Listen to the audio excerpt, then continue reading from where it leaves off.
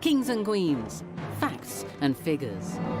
But the story of our past is open to interpretation, and much of British history is a carefully edited and even deceitful version of events. You might think that history is just a record of what happened. Actually, it's not like that at all. As soon as you do a little digging, you discover that it's more like a tapestry of different stories woven together by whoever was in power at the time. In this series, I'm going to debunk some of the biggest fibs in British history.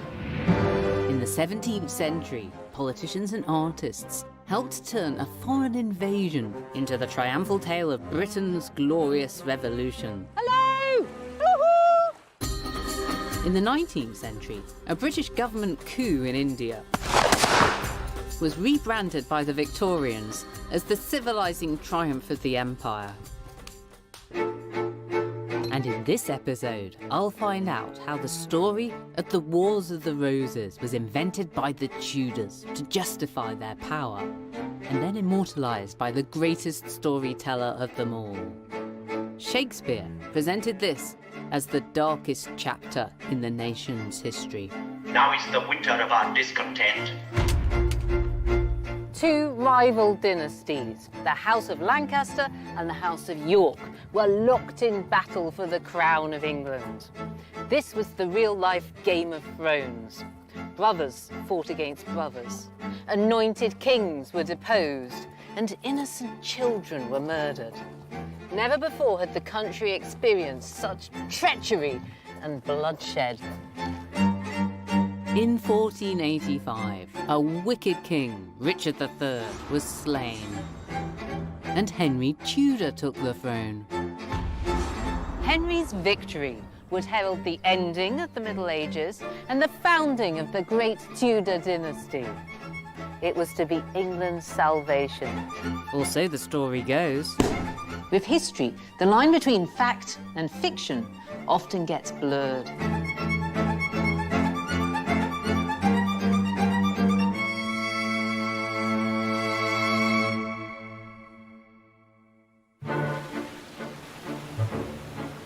In 1455, the village of Stubbins in Lancashire was the scene of a legendary battle in the Wars of the Roses. The fighting began with volleys of arrows, but then, to their horror, both sides realised that they'd run out of ammunition. In desperation, the Lancastrians grabbed some makeshift weapons they happened to have a supply of their local delicacy, black puddings from Bury. And with these, they pelted the Yorkists. But as luck would have it, the Yorkists had their own supply of missiles, Yorkshire puddings, with which they bombarded the Lancastrians.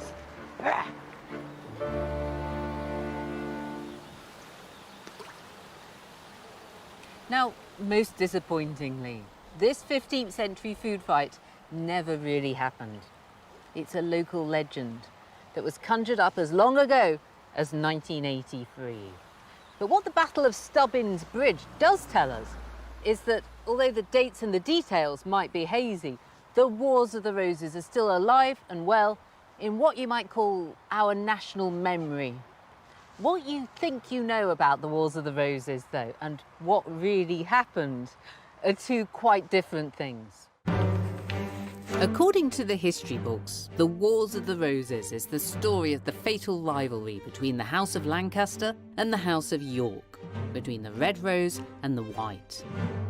But the saga of a country divided by 30 years of bloody wars and deadly hate was largely invented by the Tudors, then spun into the dynasty's foundation myth by the greatest storyteller of all, William Shakespeare.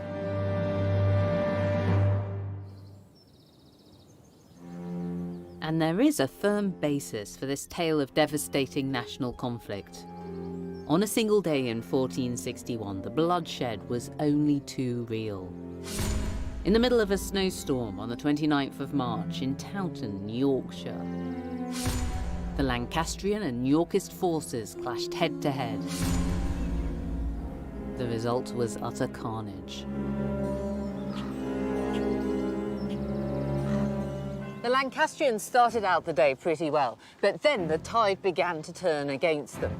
They were chased by the Yorkists down this steep and icy slope. The blizzard was still blowing, and that little river at the bottom was flooded, so they couldn't get any further. This meant that the Yorkists came down the hill and started massacring them. So many men died that their blood stained the snow red. So this became known as the Bloody Meadow. A century later, William Shakespeare would depict the battle as a medieval Armageddon, where fathers slaughtered their own sons and sons murdered their own fathers.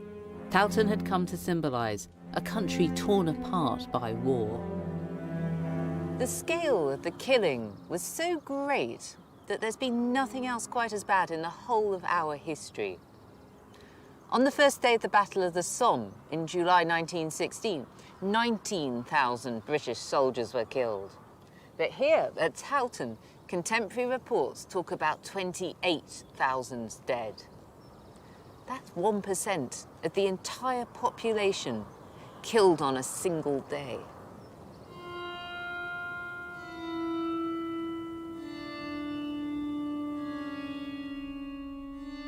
"20 years ago, Bradford University's archaeology department revealed the true barbarity of the fighting when they uncovered the remains of 43 men killed at Towton. George, we've got 5 skulls of people here on the table. How was this gentleman finished off here? It's kind of square. That is with a horseman's hammer. But this particular skull has another sign of extreme violence inflicted with a pole axe. The head was forced down into the spine, so the skull has actually shows signs of splitting.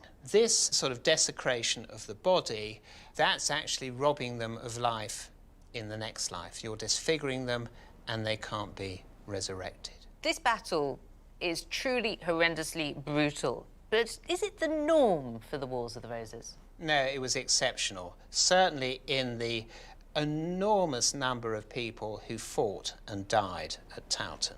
I think people might have the impression that they were just fighting for decade after decade after decade. But within this period, how many battles actually were there? Well, there were skirmishes, but in terms of real battles, around about 8. The feud between the houses of Lancaster and York did fester for 3 decades. But the idea that this was a period utterly ravaged by all-out war, well, that's just historical fiction. Yes, Towton was a truly brutal battle, but it was also unique. The other battles in the Wars of the Roses had much lower death tolls. And the idea that the country was totally consumed by war is wrong. Some historians argue that out of the 32 years of the Wars of the Roses, the fighting only lasted for a total of 13 weeks. That would mean that there were months, years, even a whole decade when England was at peace.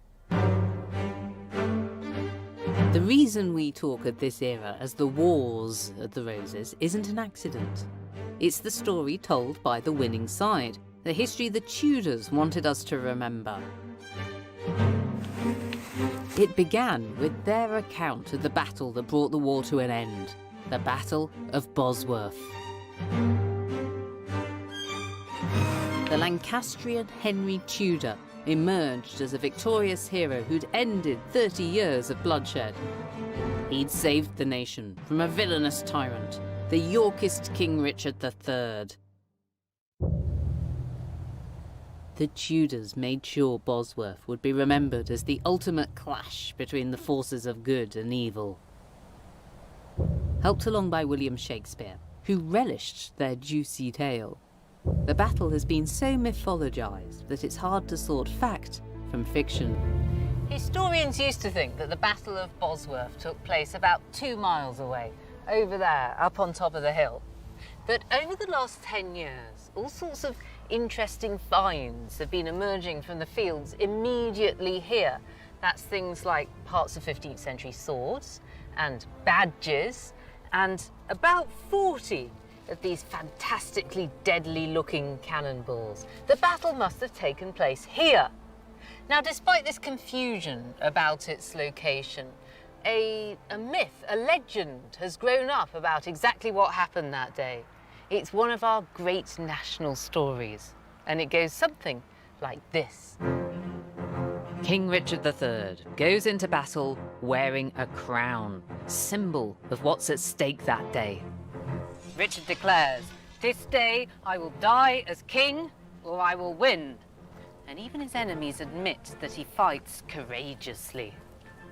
Richard gets within a sword's length of Henry Tudor, but the enemy forces overwhelm him. In desperation, he cries out, my horse, my kingdom for a horse."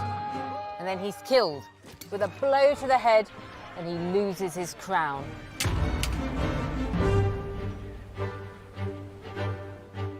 After Henry's victory, Richard's crown is discovered in a hawthorn bush, and Henry is crowned with it on the battlefield.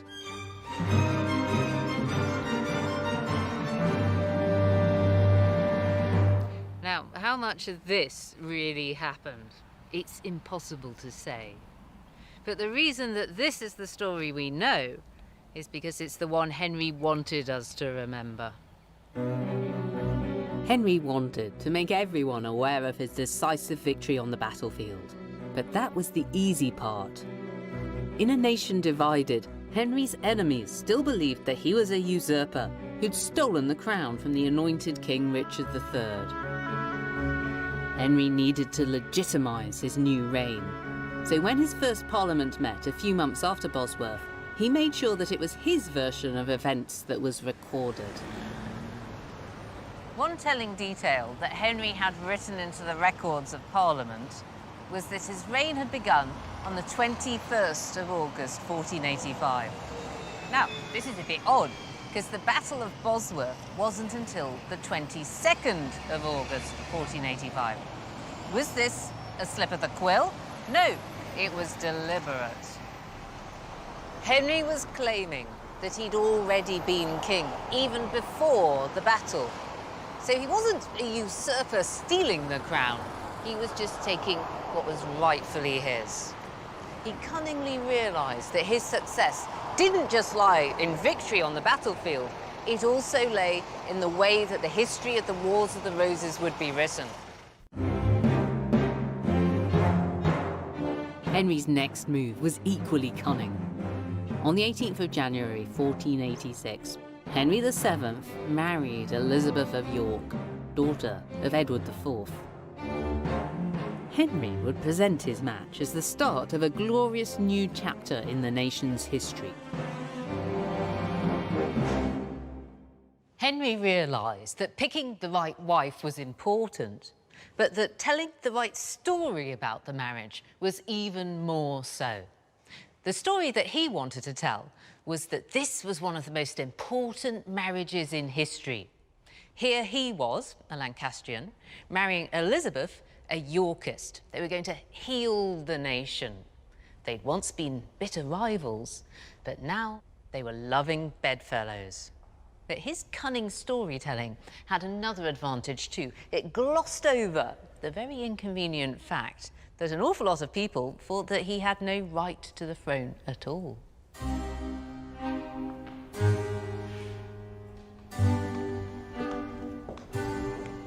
Henry hoped that his marriage to Elizabeth would be seen as a fresh start.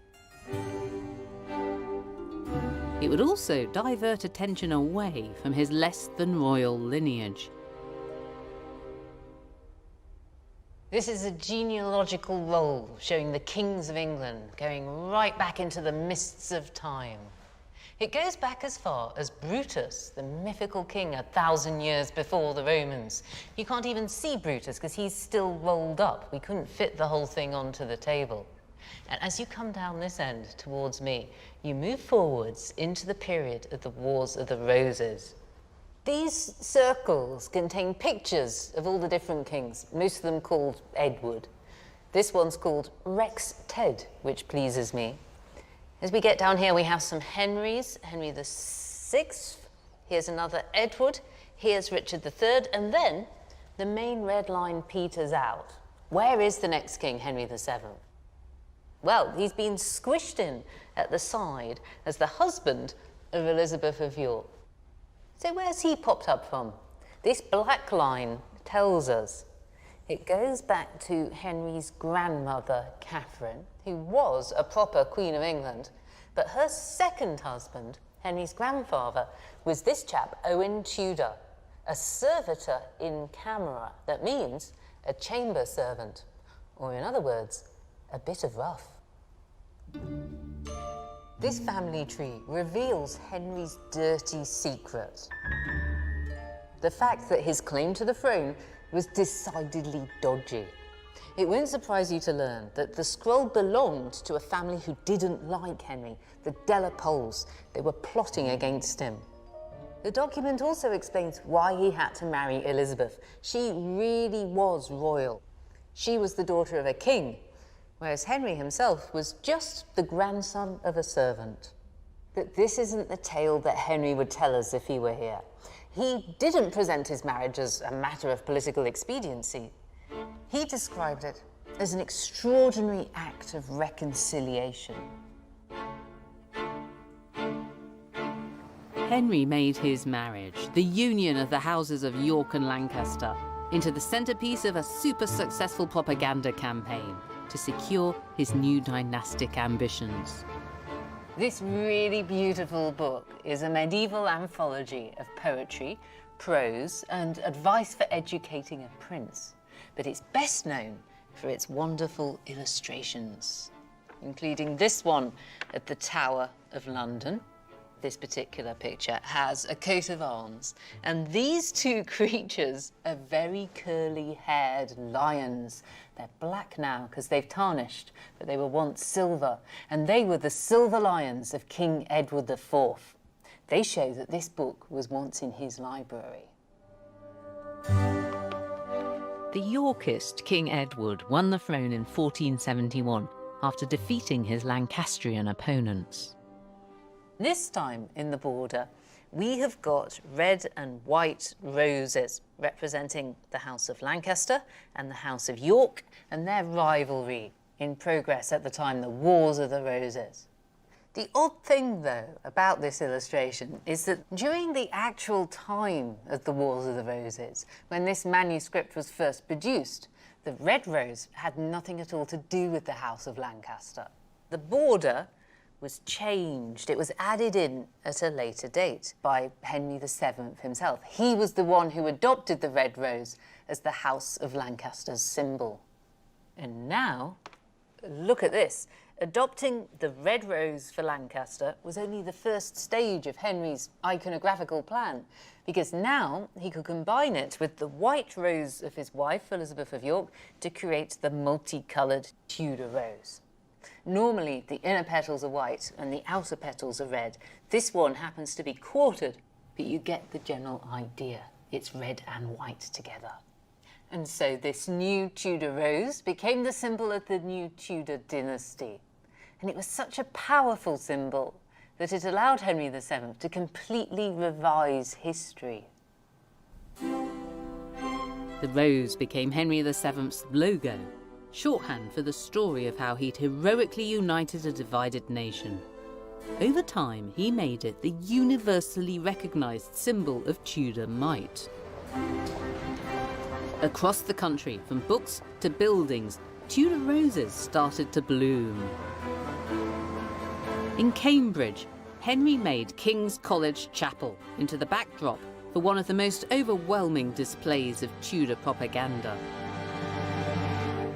Anna, this chapel was begun by Henry VI, but he didn't finish it, did he? Well, the chapel had been being built for quite some time, but then the Wars of the Roses happened, resources got diverted, and so when Henry VII became king, it was unfinished.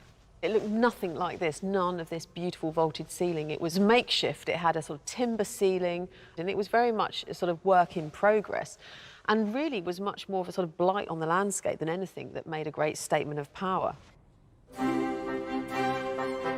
But in 1508, Henry VII gave the chapel a much-needed cash injection. Now this is a bit different, isn't it?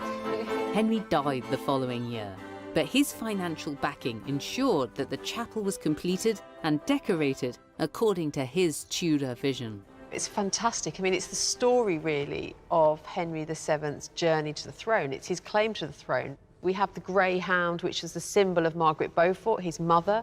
We have the dragon, highlighting Henry's Welsh descent. And we have, of course, Tudor roses everywhere. They look like they're on steroids. What kind of chemicals have they been treated with to make them so juicy and enormous? They look like cabbages. It's Tudor chemicals, isn't it? It's the sort of vitality, the virility of the Tudors. And of course, above the Tudor rose, you see the crown. So again, it's underlying, these are now royal symbols. This is Henry saying, game over. Yeah. Now it's the Tudors all the way. And really, I would argue that it's almost like one of the first sort of ubiquitous brands that people across the country, you know, identify with. They know the Tudor brand, they know the Tudor rose. It's all about propaganda, it's all about myth-making. But I think, you know, we're still talking about it, so it was hugely successful. With control of the crown, Henry also controlled the narrative. In the emerging Tudor tale of the Wars of the Roses, Henry was the conquering hero. And, not surprisingly, the historians during his reign all agreed. This book is called The History of the Kings of England. And it's the work of an exceptionally unreliable narrator. Written by John Rouse, who was an antiquary and historian. And he's writing it during the reign of Richard III, but he actually finishes it after Henry VII has become king. John Rouse has written this book for his new boss, Henry VII. What's he got to say about him? He talks about Henry being such a good king that he will be remembered for generations to come. Future executives for many centuries, he will be remembered. Rouse started writing this book when Richard III was still the boss. What does he have to say about Richard III? John Rouse isn't very complimentary about Richard at all. And in fact, let's look at the passage where he describes Richard's own birth. OK. It says that he had been in his mother's womb for 2 years. He was born cum dentibus, with teeth. Et capillis ad humerus, so That's with hair to the down shoulders. essentially to his shoulders. Very hairy. And then there's this slightly mysterious word that could be talons. Talons, which was quite creepy, isn't it? That's very monstrous. And then it says he was born under the sign of Scorpio, and he continued to behave in life like a scorpion. This is a really striking vilification of Richard III. Is this the first one? Does it all start here?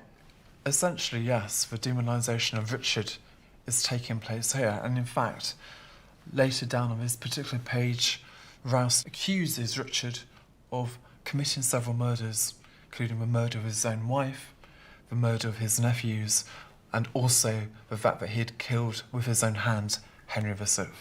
What do you think Rouse's motives were for writing this history in this particular way? John Rouse is writing specifically in order to praise the new King of England, Henry VII. He was only writing what he expected his readers would want to read. Demonising Richard, when you're now ruled by his arch-rival Henry, was certainly sensible. And Tudor historians onwards went to town. Richard III was said to be malicious, wrathful, and envious as a king. He was also a lump of foul deformity, ill-featured of limbs, and hard-favoured of visage. As Rouse reveals, telling the truth was less important than pandering to the right master. At an earlier stage of his career, he'd written other works in which he praised Richard III instead. This document is called the Rouse Roll, and John Rouse actually made it for presentation to Anne Neville, who was the wife of Richard III. We've got the same historian, John Rouse, writing just 3 years earlier. While Richard III is still King of England. This is Richard himself, and in fact, he's described here as the most mighty Prince Richard, King of England and of France, and Lord of Ireland. And then it goes on to say that he got great thank of God and love of all his subjects, rich and poor, and great love of the people of all other lands about him. So this couldn't be any better, really. He's a fantastic king. He's doing a great job and everybody loves him. And physically, he's not what I was expecting at all. There's no sign of a hunchback here at all, is there? No, he's the perfect knight, in fact. He's wearing his armour. He's got rather a lovely face. He's got beautiful curly hair, although it's in a bit of a pudding basin, which isn't my favourite hairstyle. He's actually depicted more as a Renaissance prince rather than the deformed caricature that we know of from the works of Shakespeare. So, Julian, we've got two very contrasting pictures of Richard III from the same historian. Where does the truth lie? Well, who knows where the truth actually lies, but what we can say is that John Rouse was writing in order to gain the favour of the people who are actually paying him. That's really depressing. We can't believe historians. You can never believe a historian. Well, tell that to the Tudors, because Henry and his historians' dodgy stories were unshakable. When Henry VII died in 1509, and his son Henry VIII succeeded him, the new Henry didn't abandon his father's dynastic founding myth. Far from it, he embraced the tale and made it his own. Unlike his father, the new King Henry hadn't had to fight for his crown, and there were no questions over his right to rule. But he still emblazoned the dynasty's new symbol, the Tudor Rose, onto one of the country's most formidable institutions, the Yeoman of the Guard. I think I might have a better codpiece than you. I think you might do. Alan, I'm clearly wearing the trousers of a muscular giant, like yourself. When were the Yeomen of the Guard formalised as a body of men? Well, that was after the Battle of Bosworth in 1485. Henry VII, of course, defeated Richard at that battle. And having defeated him, of course, was pretty much worried for his own safety. Yeah. And so then formed up to 300 Yeomen of the Guard.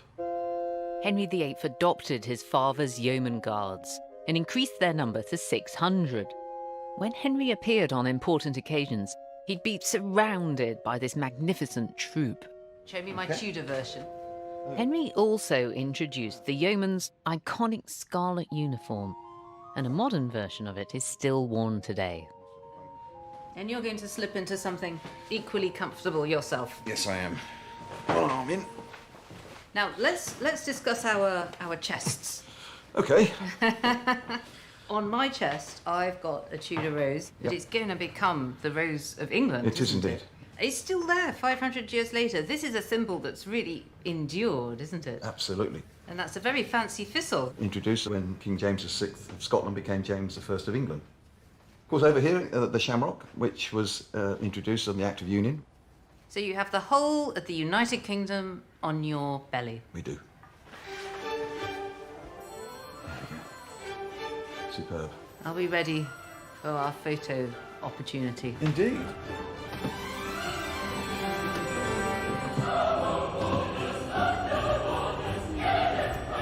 Under Henry VIII, the Tudor rose went from being the symbol of one royal marriage to an emblem for the whole nation. This Tudor rose has been an incredibly powerful and long-lasting symbol. You'll still find it today representing England on the Queen's coronation dress, on the Duchess of Cambridge's wedding dress, and you might even find it in your pocket because it's still on for 20p.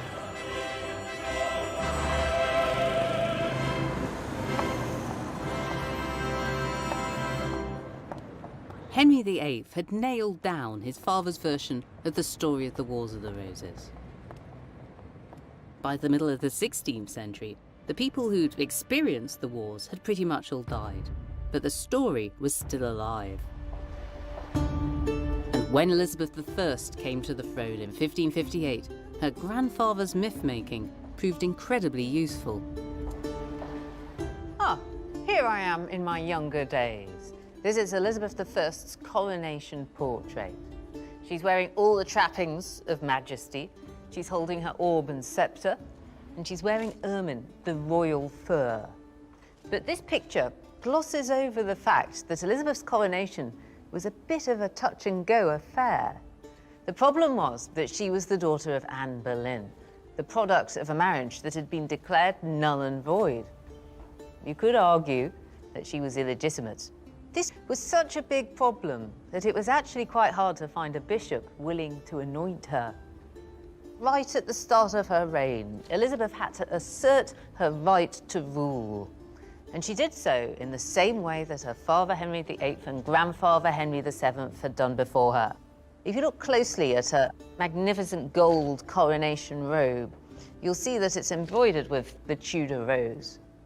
She herself was treated as the living embodiment of the Tudor rose. The poet Edmund Spenser even describes how in the royal cheek, the red rose was melded with the white. In almost every respect, Elizabeth brilliantly delivered on the promise of her predecessors. But as the decades passed, she failed to produce an heir. And without that heir, Elizabeth's subjects were haunted by spectres of a horribly familiar past. As the country faced an uncertain future in the 1590s, the memory of the Wars of the Roses took on a new meaning. People started to worry that when the Queen died, there might once again be civil war, with rival claimants fighting for the crown. History might repeat itself.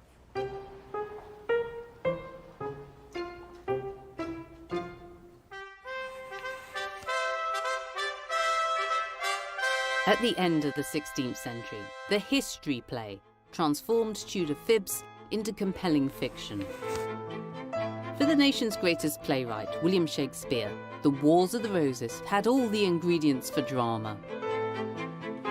And with his Machiavellian plots and his murderous villain, he wrote the conflict's definitive script.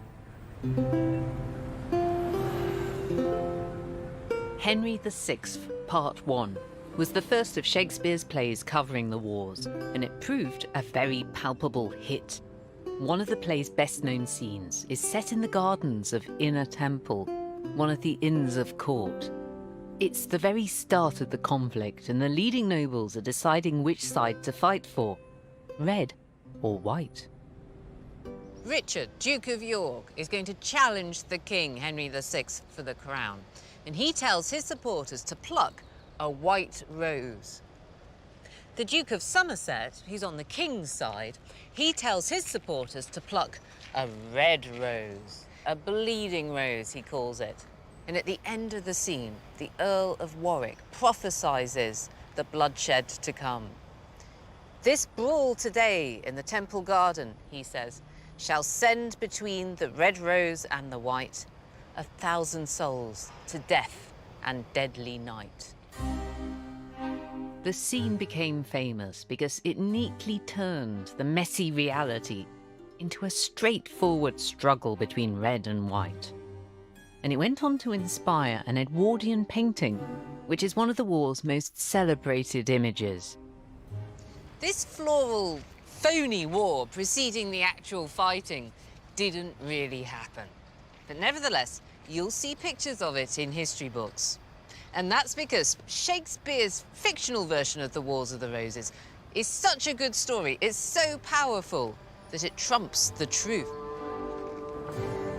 From John Rouse's character assassination of Richard III onwards, Shakespeare found his history books packed with tales of the conflict. They were ripe for recycling. After Henry VI, Parts 1, 2, and 3, came one of his masterpieces, Richard III. Andrew, this is an early, very early, collected edition of Shakespeare's works, and it's split into the comedies and the tragedies, but then also the histories. Is that a new category of play? There have been history plays before, but Shakespeare's one of the first writers who writes a sustained number of histories. The Henry VI plays are blockbusters. Parts 2 and 3 are written first, and they are so popular that Part 1 is then written afterwards. It's the first kind of trilogy that we have surviving. So it's a history, it's not funny, it's not sad, it's a bit of both? So you can do what you want with a history depending on what the facts tell you. You don't have to stick to the facts, You don't quite have to stick to the facts, no, that's How right. old-fashioned of you. How does Shakespeare go about taking history and turning it into fiction? What's his method? Shakespeare's very much a magpie. He uses bits and pieces from history as he wants to. He uses chronicles like Holinshead, which is one of the most important of Tudor chronicles that shows the triumph of the Tudors. Sometimes you can catch him in the act of being inspired by these histories, can you? Oh, certainly. There's this passage which describes Richard III. He was small and little of stature. So was he of body greatly deformed, the one shoulder higher than the other. His face small, but his countenance was cruel. A man would judge it to savour and smell of malice, fraud and deceit.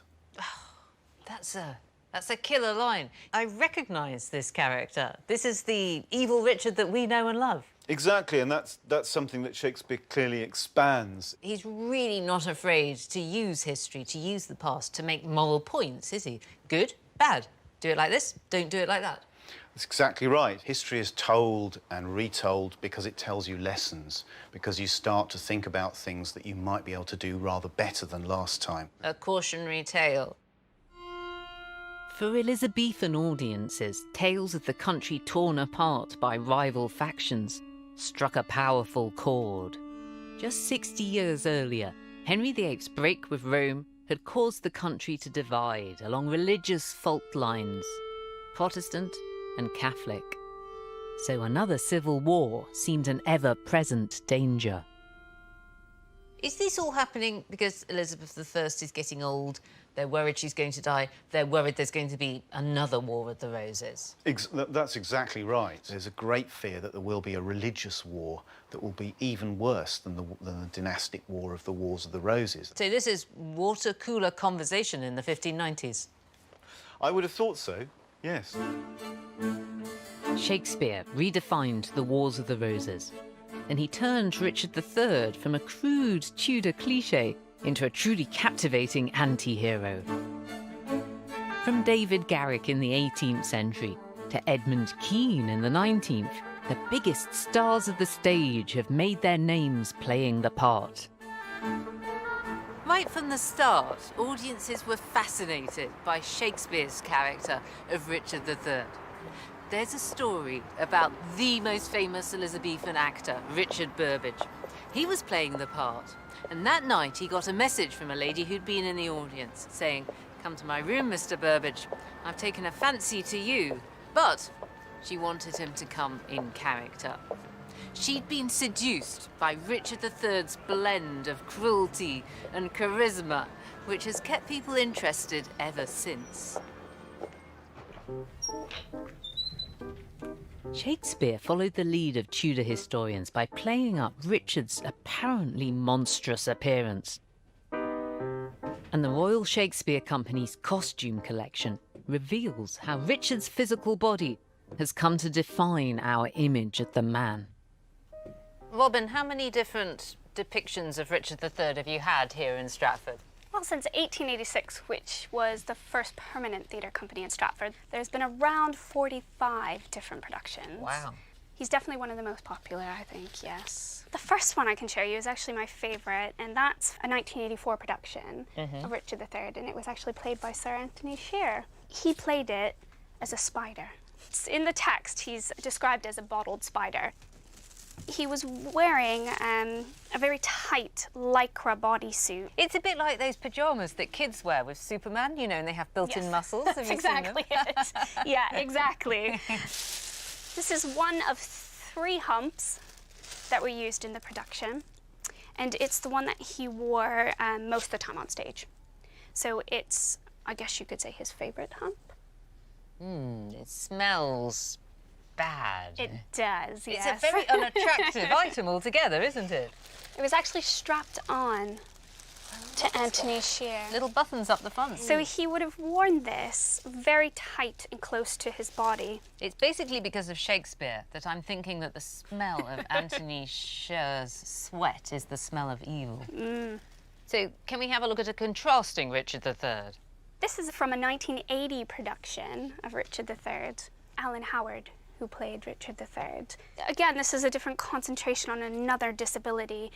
Critics actually compared it to a surgical boot Unlike Anthony Shear, who was very nimble across the stage, Alan Howard, his interpretation was very, very slow, very heavy. You could see how much pain he was in throughout the production. What's going on with this arm here? Ah, yes, that's Richard's withered arm. Oh, it really is withering away. It looks like a zombie falling to pieces as he walks along. Yes. Is he always portrayed with a physical problem of some kind? Yes, I think they do all have some type of disability. Today, I think we kind of take that with us. So Shakespeare's idea of Richard III is kind of our idea of Richard III, really. For Shakespeare and his first audiences, Richard's hunch and his arm and his limp weren't just physical deformities. They believed in the science of physiognomy that suggested that your outward appearance reflected your inner self. So if Richard was deformed, he must have had an irredeemably evil soul. The tale of the princes in the tower reveals the enduring power of Shakespeare's depiction of the monstrous Richard. In 1483, Richard imprisoned his 2 young nephews in the Tower of London after the death of their father, King Edward IV. And there he had the tender babes murdered, this ruthless piece of butchery, giving him the crown that was rightfully theirs. In the 17th century, people were still gripped by tales of evil Richard. So well over 100 years after the disappearance of the unfortunate princes, their fate remained a fascinating mystery to be solved. And in 1619, the historian Sir George Buck heard that the bodies of the princes might still be in the tower. Buck wrote that certain bones, like the bones of a child, had been found in a remote and desolate turret of the tower. But on closer examination, these turned out to be the bones of an ape. It's quite a sad story. One of the apes from the tower menagerie wandered off. It somehow got itself into this turret, and there it died. A few decades later, one John Webb reported a more promising lead. A secret, sealed room had been discovered, built into one of the walls at the King's lodgings. That's a building that was here. It's gone now. And in the secret room, there was a table, and on the table, there were bones. This time, at least the bones were human, not animals. But the problem was that these were the remains of really little children, 6 or 8 years old, too young to have been the little princes. At last, in 1674, the 190-year-old mystery appeared to have been solved. Workmen excavating the foundations of a predecessor at this staircase discovered a wooden chest, and in it were more children, 2 of them. This time, it was decided that they really and truly were the little princes. The discovery of these remains only fueled an obsession with this legendary crime. And when the princes were at last laid to rest, the reigning monarch, Charles II, seized the opportunity to condemn wicked King Richard's terrible wrong. These bones from the tower were brought to a final resting place at Westminster Abbey, burial place of kings and queens since Edward the Confessor. Charles II commissioned a special marble funeral urn for the little princes, and this proved to be the perfect place to hold their murderer to account. The inscription on it said that they'd been killed by their perfidious uncle, Richard the Usurper. So the Stuarts took the Tudor tale about Richard's crimes. They accepted it as fact, and they even set it in stone. When Queen Victoria came to the throne more than 3.5 centuries after the start of the Wars of the Roses, the conflict was little more than a distant memory. And the Victorian vision of medieval England was shaped by the best-selling novelist Sir Walter Scott, His rip-roaring tales of knights in shining armour were full of historical fantasy, but very short on historical fact. To 19th century romantics like Walter Scott, the Wars of the Roses represented the Middle Ages gone wrong. Scott wasn't very fond of the period. Out of more than 20 novels, he only set one in it, the rather obscure Anne of Geierstein. And he doesn't make it sound very nice. England is torn and bleeding. There are piles of slain bodies and quite a lot of drenching in blood.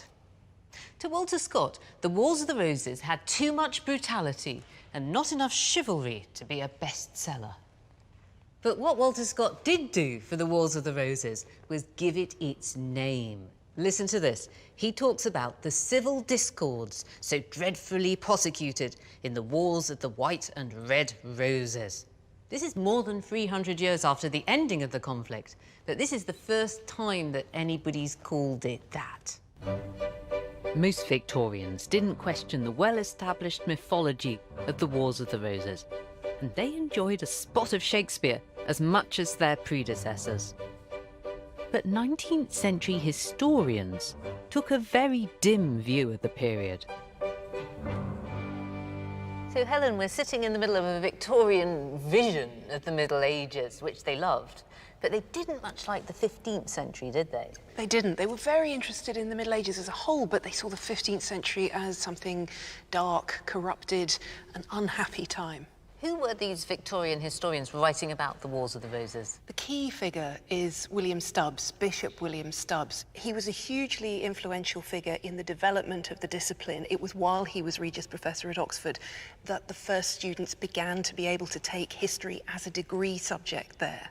But he was also a clergyman. He ended his life as Bishop of Oxford. He could really turn a phrase, couldn't he, Mr. Stubbs? Yes, certainly. The 15th century, in Stubbs's view, goes something like this.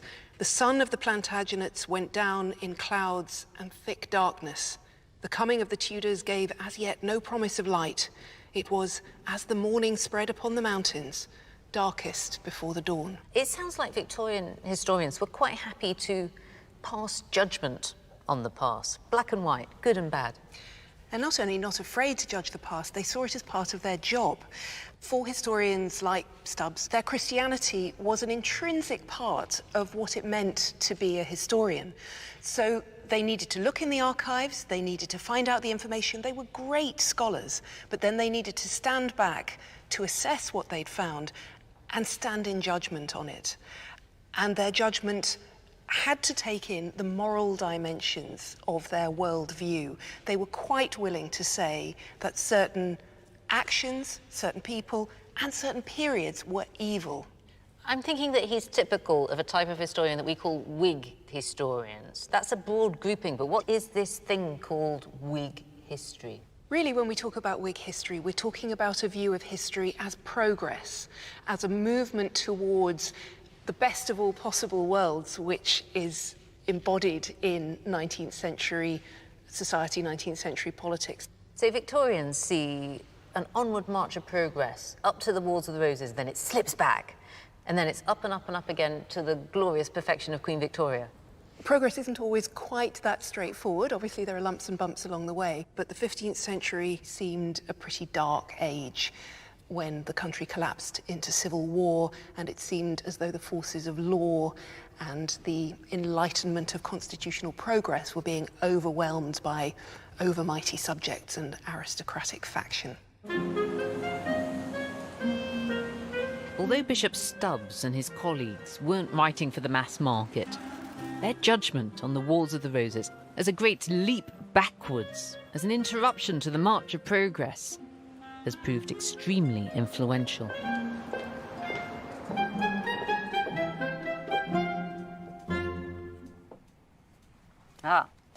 Now this is perhaps my favourite history book. It's called 1066 and all that, A Memorable History of England. It's basically a spoof of those very self-confident Victorian historians like Bishop Stubbs and his chums. And like them, it's not afraid to make judgments about history. Here's the 17th century English Civil War, for example, between the Cavaliers and the Roundheads. The Cavaliers being wrong, but romantic, and the Roundheads right, but repulsive. What have they got to say about the Wars of the Roses? Well, it was all because the barons, who made a stupendous effort using sackage, carnage and wreckage so to stave off the Tudors for a time. They achieved this by a very clever plan known as the Wars of the Roses. So just like the Victorian historians, this book thinks that it was the fault of the bad barons. Clearly the whole thing's a joke, but minus the jokes and plus a few more dates, this was pretty much how generations of school kids were taught their history. But no account of the Wars of the Roses could ever hope to rival the remarkable staying power of Shakespeare's drama.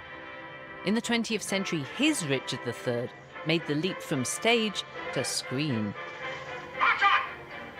Join bravely! Let us do it together! In 1955, Laurence Olivier both directed and starred in Richard III. He turned Shakespeare's story into a technicolor spectacular, and he turned Richard III himself into the ultimate Hollywood villain, complete with prosthetic villainous nose. Now is the winter of our discontent, made glorious summer by this son of York. Olivier delivers his scheming monologues straight down the camera, eyeball to eyeball. He draws us into his murderous plots. I can smile and murder whilst I smile. He's both monstrous and magnetic. And wet my cheeks with artificial tears and frame my face to all occasion. This was the definitive Richard III for the 20th century. Everybody else who played the part would be measured against Olivier.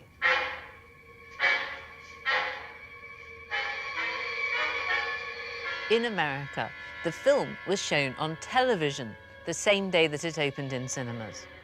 As many as 40 million people watched it. That's more than the total number of people who'd seen it in theatres over the whole 350 years since it was first performed.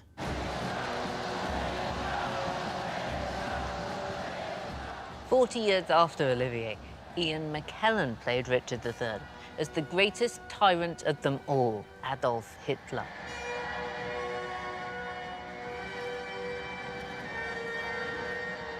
Complete with murderous moustache.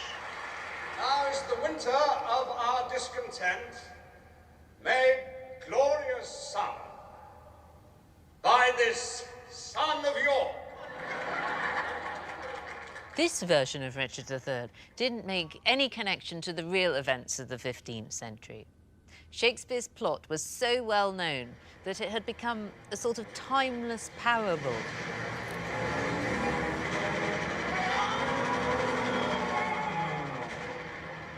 Richard III had become the biggest baddie in history, and the Wars of the Roses symbolised a nation's darkest hour.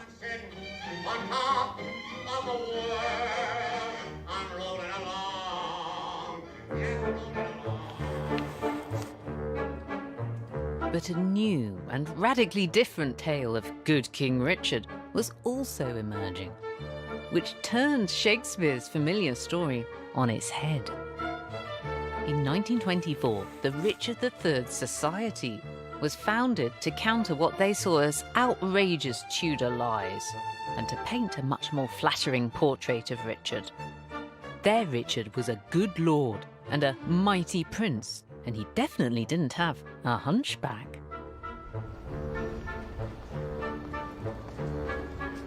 Centuries after Richard's death, his supporters, the Ricardians, were determined to clear his name. The culmination of Richard's rehabilitation came in 2012 with the extraordinary discovery of his body here in this car park in Leicester. After centuries of conjecture and half-truths and even downright lies, here was some hard evidence for the real Richard. Just 5 feet under the tarmac, archaeologists made the remarkable find.